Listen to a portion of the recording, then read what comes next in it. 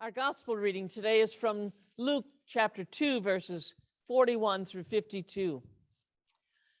Every year, Jesus' parents traveled to Jerusalem for the feast of Passover.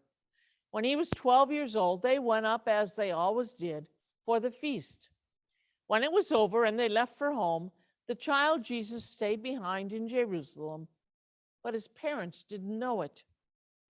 Thinking he was somewhere in the company of pilgrims, they journeyed for a whole day and then began looking for him among relatives and neighbors. When they didn't find him, they went back to Jerusalem looking for him. The next day, they found him in the temple, seated among the teachers, listening to them and asking questions. The teachers were all quite taken with him, impressed with the sharpness of his answers, but his parents were not impressed. They were upset and hurt.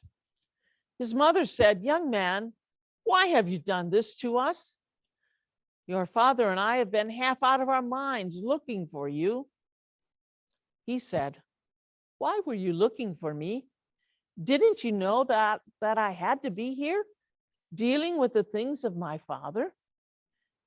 But they had no idea what he was talking about. So he went back to Nazareth with them and lived obediently with them. His mother held these things dearly, deep within herself. And Jesus matured, growing up in both body and spirit, blessed by both God and people. Thus ends the reading of our gospel. Today's gospel reading is the only story about Jesus' life from the time of his birth until he begins his ministry. Yearly, Jesus' parents went to Jerusalem with Jesus to celebrate the feast of the Passover. This year was when Jesus was 12, was no different, at least as it started out. And when the festival ended, they packed up and began their journey back home with the rest of the caravan. Traveling with a group of family and friends was not unusual for that time. And it wasn't unusual for children to be back with other relatives or neighbors during that travels. So when Jesus wasn't immediately with them, it didn't alarm them. But by the end of the first day's journey, well, they expected that he would gather with them at night. When he didn't, they began to look for him amongst all the relatives and neighbors. Mary and Joseph searched high and low for Jesus. But they couldn't find him, as we all know, because this 12-year-old boy had stayed back in Jerusalem, but his parents didn't know it. Now, they had traveled a day, so now they had to go back a day's travel and then go further into the city to find him. It's a parent's worst nightmare, isn't it? To lose your child. Some of you might have had that experience in a store, or your child didn't return home in time when you told them to be home and you weren't sure where to look for them or what happened. Their child is lost. Not only lost at home, but lost in a big city, a large city with many outsiders there for the feast of Passover. And many were leaving, so it was even more confusing in how to find him. So they went back to the place probably where they last saw him, somewhere near the temple.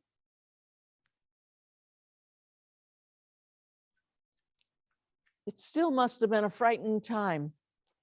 And I wonder if some of the caravan also went along with them so that they wouldn't be traveling alone, because to travel alone was always risky, even at that time.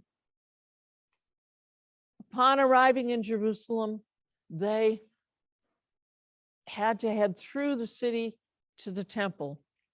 And so by the time they actually found Jesus, it was 3 days since they had seen him. After 3 days, they found him in that temple, sitting among teachers and listening to them and asking them all kinds of questions. All who heard him were just amazed at what he understood and the things that he said. But when mom and dad came along and saw him, they weren't astonished. They didn't think anything of that. They were frustrated and mad, as many parents are at the moment when they first find that missing child. They're happy, but they're also ready to let them know that they shouldn't have wandered off. They looked at him, and the mom said to him, "Child, why did you treat us this way? Look, Dad and I have been looking, nervously searching for you." Jesus looked at them and said, "How come you didn't know I'd be in my Father's house?"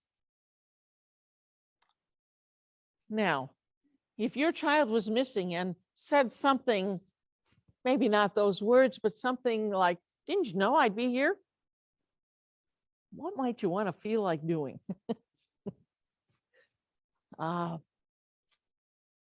And though the angels had visited Mary and Joseph some 12 plus years earlier, Mary and Joseph didn't understand what Jesus was saying.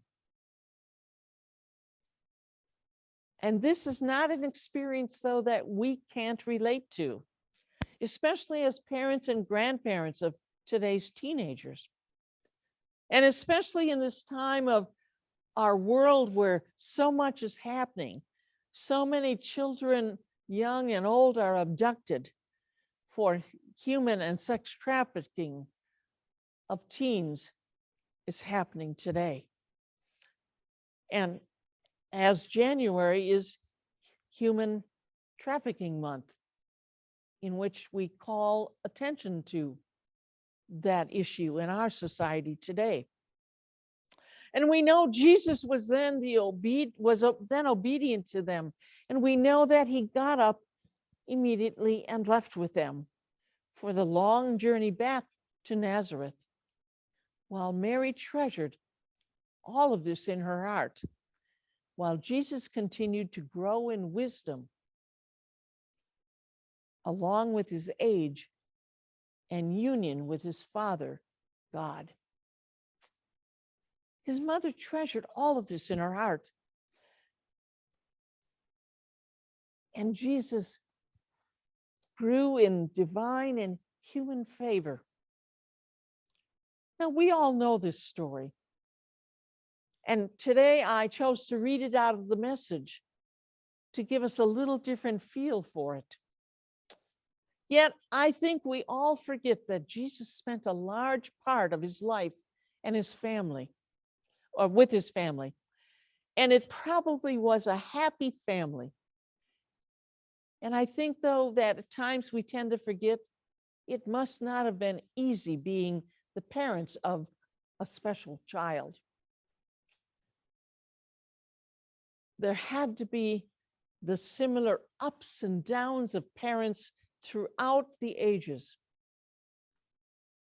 that they've experienced with their children. And most children, in one way or another, leave their family homes, don't they? While still keeping their family in their hearts, they also join in the broader family. Their brothers, the family of brothers and sisters near and far, neighbors, friends, people they don't know, to care and show love to others.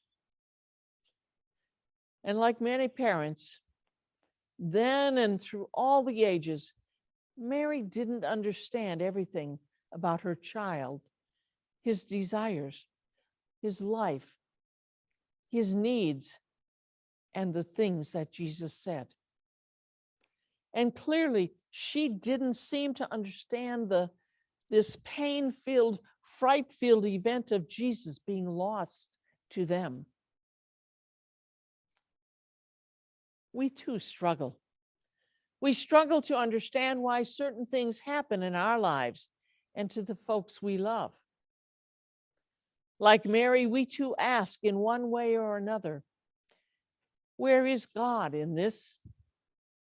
And even if or when we get an answer and recognize we got an answer, we too don't always understand it. Yet we too treasure what we know within our hearts. But Jesus goes with us, just as he went home with Mary and Joseph. We know that. We know that Jesus is always with us. Yet, where do we go to find what we lose?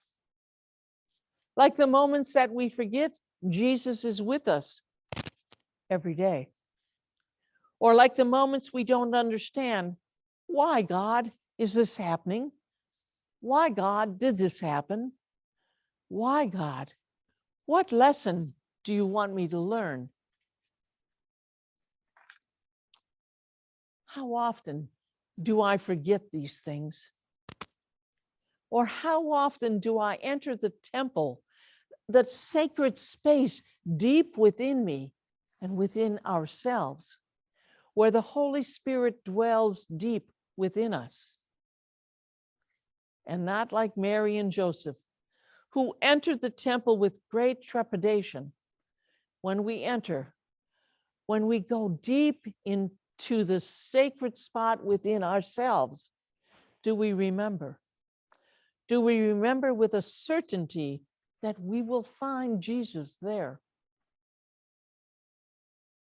And I guess, though we don't know for sure, Mary and Joseph probably had a couple family or friends return with them to search for Jesus. Who do we bring along for our journey as we search for God deep within us, deep within our sacred space? Some of us bring others from this congregation along with us on our journey. Like when we take part maybe in an in-depth Bible study or study things about what we believe. Others of us bring maybe a pastor along on our journey as we talk about faith issues with them and about what it is to believe. Others still may bring along a spiritual guide to help us sort through the things of faith that we want to understand more deeply, like a deeper prayer life. Today, we are on a journey. We're on a journey with Jesus. And I hope you hop on then and take this journey with Jesus, growing in your faith and understanding. You know, we are always continually called upon by God to grow in what we believe, to go deeper within, to understand more and differently than we did even a month ago, a year ago, or years ago. Our faith is not to remain stagnant. What I believed back at 18 isn't what I necessarily should be believing 100% the same as then, 50 years later, 20 years later, even a month later. Because as we grow and as we experience everyday life and faith together, we are to grow and learn more about our faith and about what Jesus calls us to do. Many Christians seem to stay stuck in what they believed back when they grew up. Some back when they were confirmed, and nothing they've learned since then has changed. Or when their parents taught them some things about faith, they don't have any change in what that was. But God calls us to be on a continual growth journey. To know it's not only okay to believe something different than I did yesterday, today, or than I did 20 years ago today, or even 50 years ago to today. It's part of our call as Christians not to stay stuck in the past, so to speak. Today, we witness through the gospel Jesus continuing to grow. And as we continue our journey through Luke, you and I will experience times where even Jesus' beliefs suddenly took a change. During these next months, as we are going through the book Gospel of Luke, and during the times when we're in other Gospels during Lent and Easter, pay attention to those moments where Jesus changes his mind about what he's been saying, and he now finds something new and teaches a new way. Today, I challenge each of us to take time to journey with others in Bible study, to hear Jesus call to us to go to the temple, so to speak, to go deep within ourselves through our being in open dialogue with others as you and I grow in faith deep within. Are you ready to begin a new journey? Why don't we journey together, you and I, not just on Sunday mornings, but at other times during the week or month, whether it be by Zoom or in person? Let's gather together and study and talk about our faith and about what we believe. That's what Jesus is calling us to today, I believe.